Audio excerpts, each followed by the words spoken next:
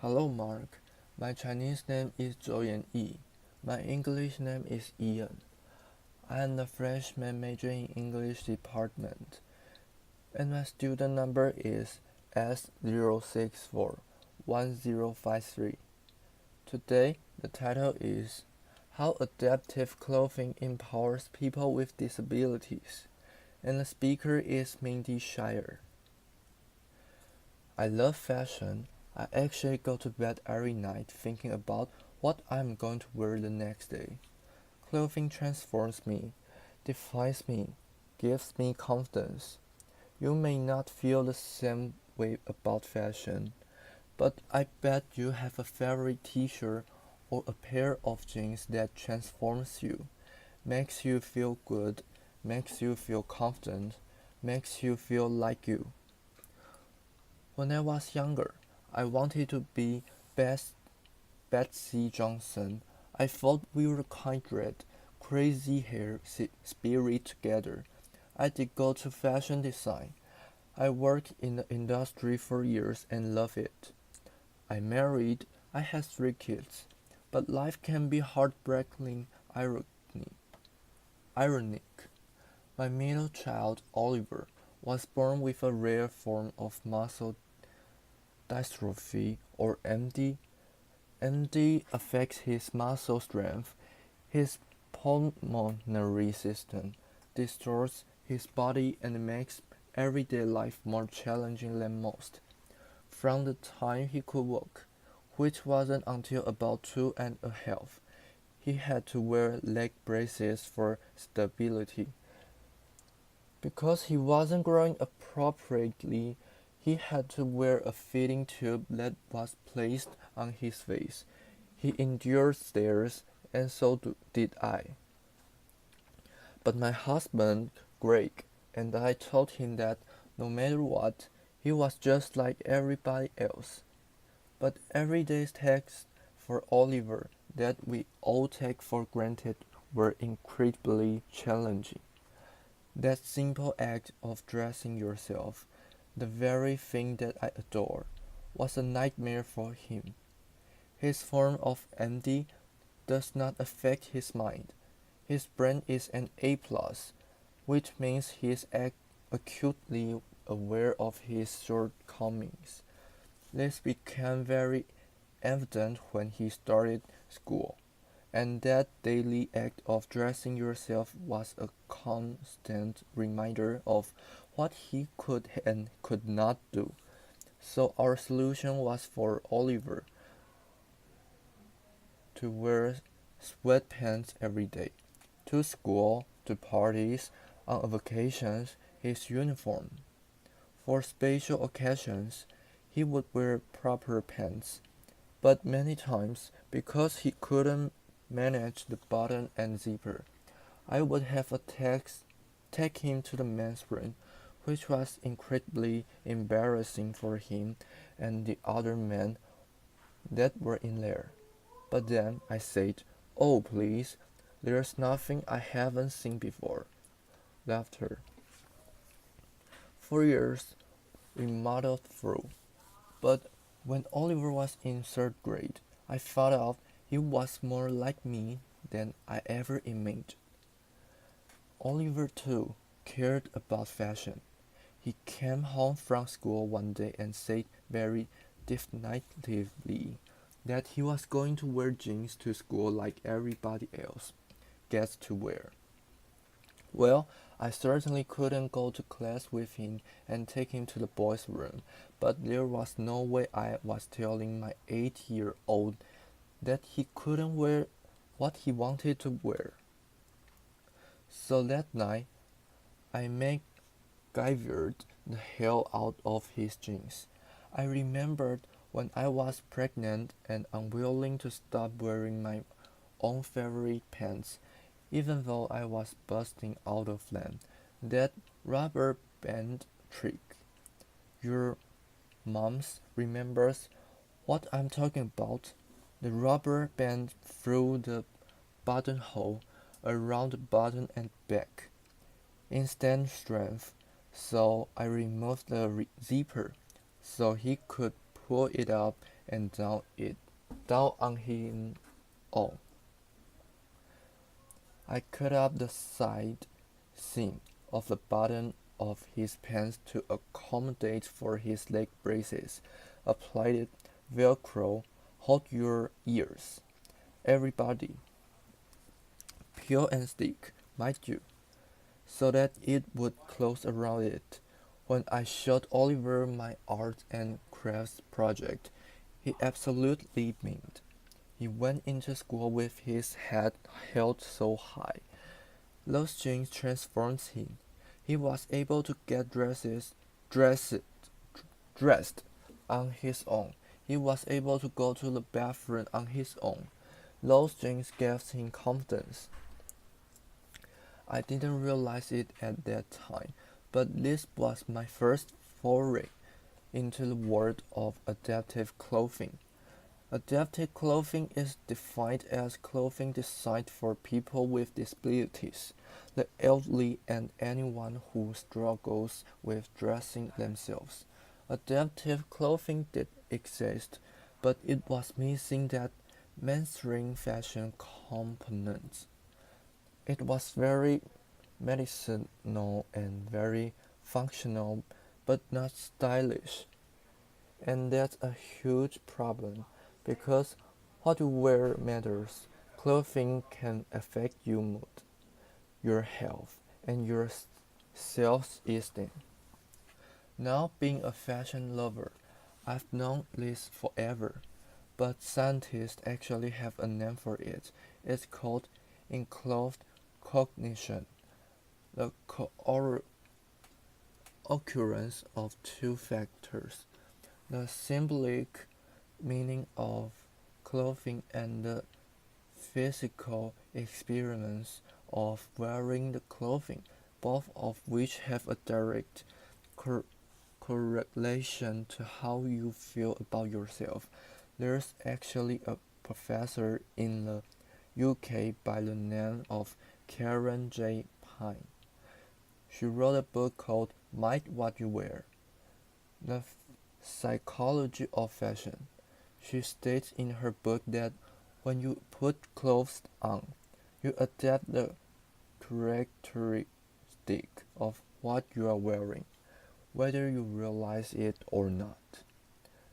That's why you feel like a rock star when you put on those perfect fitting jeans. That's why you feel invincible when you put on that power suit. And that's why you feel beautiful in that little black dress.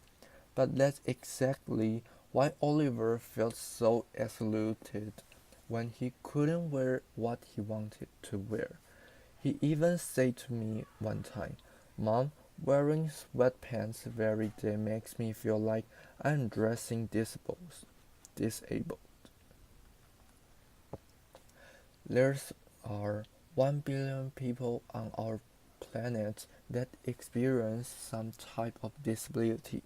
1 billion if 10% of that billion experience clothing challenges. That's an enormous amount of people that may not be as confident, as successful, or even as happy as they could be. The morning after Oliver left for school wearing those jeans, I realized that I could do something about that, and so I did. In 2013, I founded an organization called Runway of Dreams. The mission was to educate the fashion industry that modifications could be made to mainstream clothing for this community that has never been served. And it began with an entire year of research. I went to schools, I went to facilities, I went to hospitals. I literally chased down people on the street who were in wheelchairs, or if they had walkers, or even if they had a slight limp. Laughter. I know I must have looked insane, but I knew that If I was really going to make a difference, I had to truly understand the clothing challenges of as many different people as I possibly, possibly could. I met a young man who was 18 who has cerebral palsy. He was going to Harvard University. He said to me, "Can you imagine? I got myself into Harvard, but my dream is to be able to wear jeans on campus like the other freshmen will wear." I met a little girl named Gianna who was missing her left forearm and her hand. Her mother told me she could not bear to see her daughter's difference magnified by a dangling sleeve. So she had every single long sleeve shirt professionally tailored. Can you imagine the time and money she spent? I also had the great privilege of spending time with Eric Legrand, former Rutgers football player who was paralyzed during a tackle in 2010.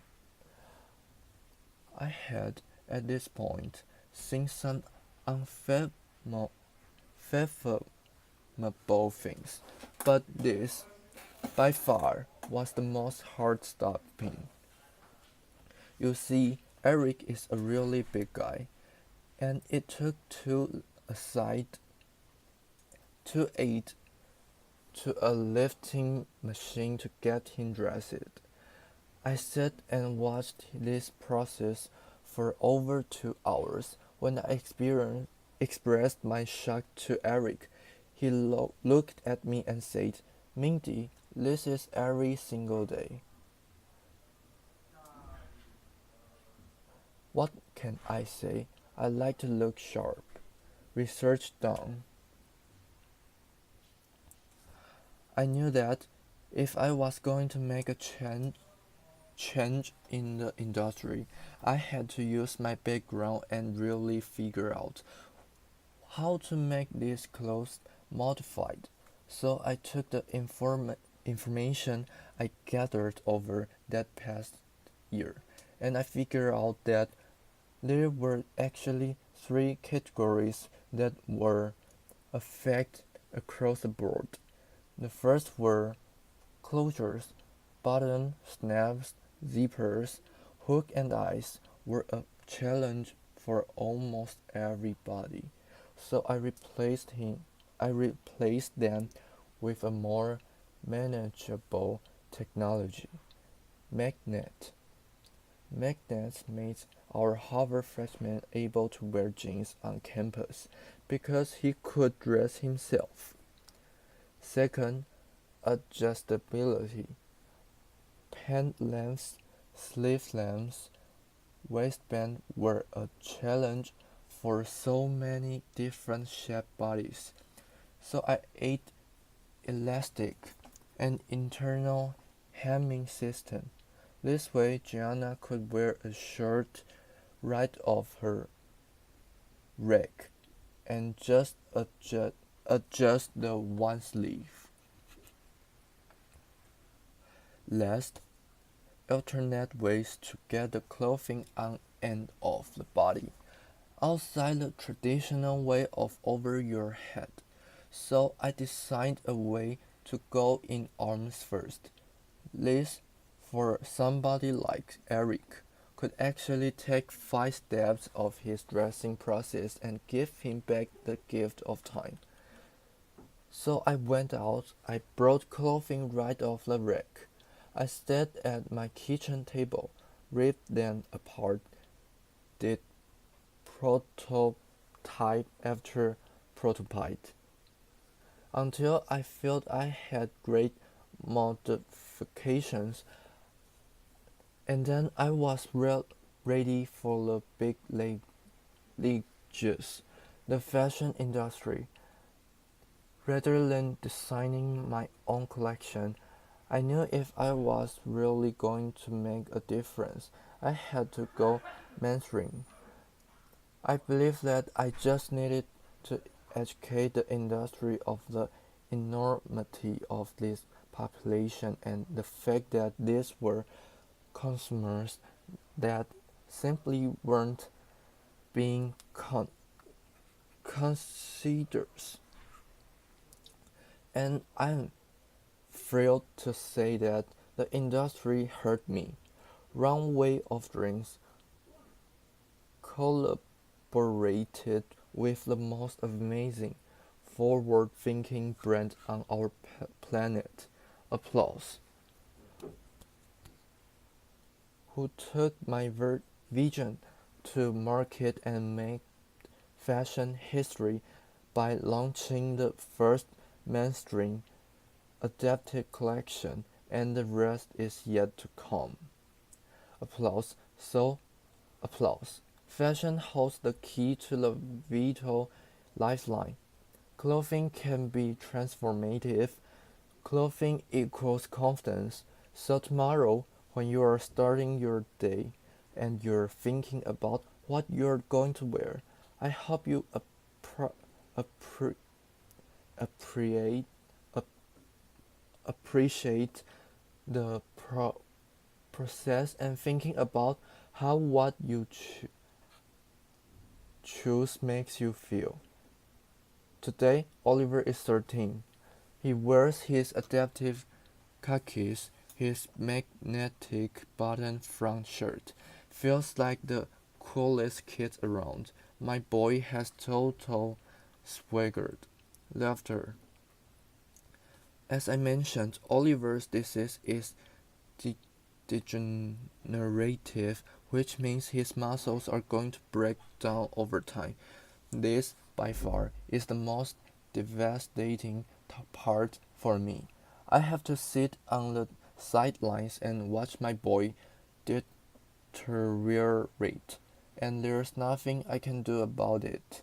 So I'm looking up from the things that I cannot control to the things that I can, because I have no option.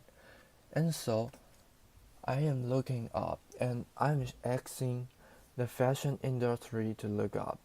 And now I'm asking all of you to look up too. Thank you. Applause.